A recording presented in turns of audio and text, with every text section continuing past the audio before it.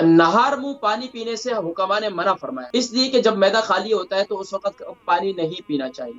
اگر آپ، کیونکہ احادیث مبارکہ میں بھی، طب نبوی کے اندر بھی نبی کریم صلی اللہ علیہ وسلم کی تعلیمات میں ہے، آقا علیہ الصلوۃ والسلام نبیذ استعمال فرمایا کرتے تھے۔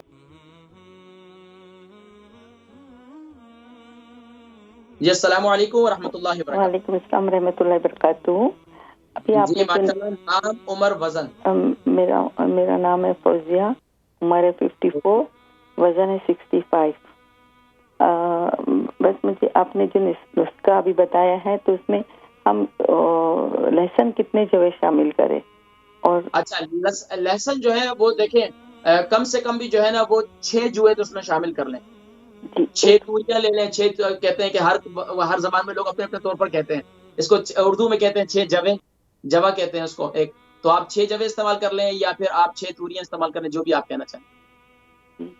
اور نہار میں پانی پینا کیسے رہتا ہے، یہ مجھے آپ کو پوچھنا تھا۔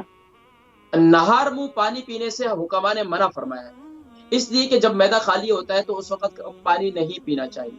اگر آپ، کیونکہ احادیث مبارکہ میں بھی، طب نبوی کے اندر بھی نبی کریم صلی اللہ علیہ وسلم کی تعلیمات میں ہے، آقا علیہ الصلوۃ والسلام نبیذ استعمال فرمایا کرتے تھے، یعنی رات کے وقت میں آقا علیہ الصلوۃ والسلام کشمش کو کبھی گیلا کیا کرتے تھے، کبھی کھجور گیلا کیا یعنی کہ اس کو گیلا کر کے رکھ دیا کرتے تھے صبح کے وقت میں اس کا پانی پیا کرتے تھے۔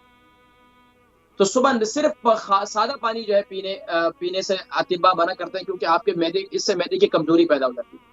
اور اس کے علاوہ بھی جو ہے، میں ذاتی طور پر ہمارے اساتذہ جو جن استادوں سے میں نے اپنا علم حاصل کیا ہے طب نبوی کا، تو وہ منع فرمایا کرتے ہیں۔ تو ہمیں پانی نہیں پینا چاہیے نہار میں؟ صبح نہار میں سادہ پانی نہیں پینا چاہیے۔ جزاک اللہ خیر۔ اپنی دعاؤں میں یاد رکھیں انشاءاللہ۔